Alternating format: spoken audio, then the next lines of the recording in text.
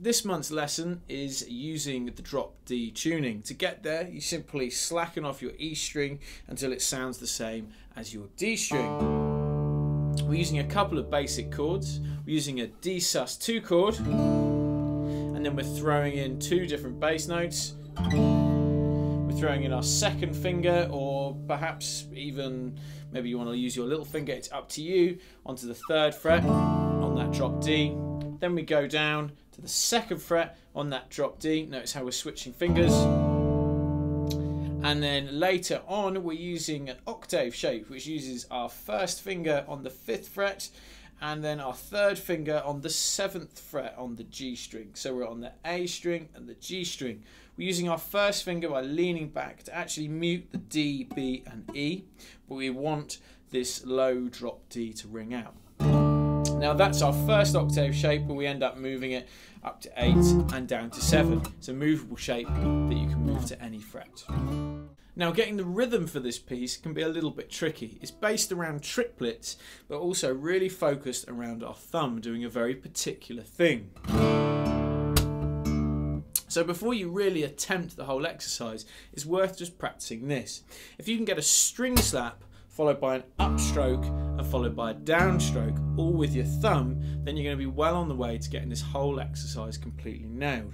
So to get that string slap, we turn our wrist, aiming for the side of the knuckle against that low D. And then your thumb should be pretty much underneath that drop D anyway to play an upstroke, and then we can very quickly play it down. So we're aiming for that triplet sound of 1, 2, 3, or 1, 2, 3. So if you could just practice doing that, and it can be quite interesting to delay how you move your palm off so that you're having a sort of a palm muted first upstroke. Once you've got confident with that, you can just start playing the whole sort of 1-bar riff where we strum the chord, then we play a downstroke on the D. That's followed by a slap up, down.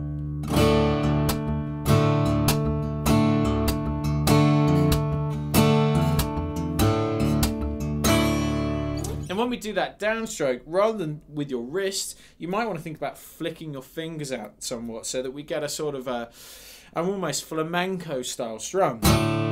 So we've got to flick our fingers out for that downstroke, then our thumb plays, then we have string slap, up, down.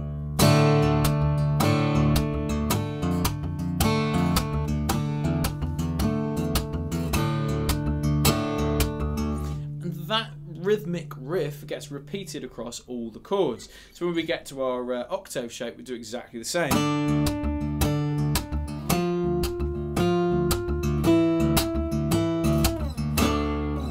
Once you get comfortable with that, you can start introducing a kick drum sound by flicking back the heel of your hand against the body whilst you flick your fingers out to do your downstroke. So for example, when we get to the octave section,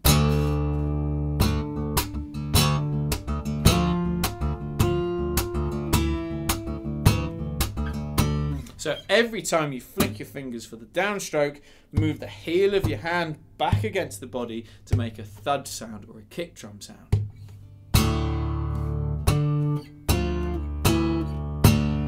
And it will just introduce a sort of a subtle punch on to emphasize those downstrokes.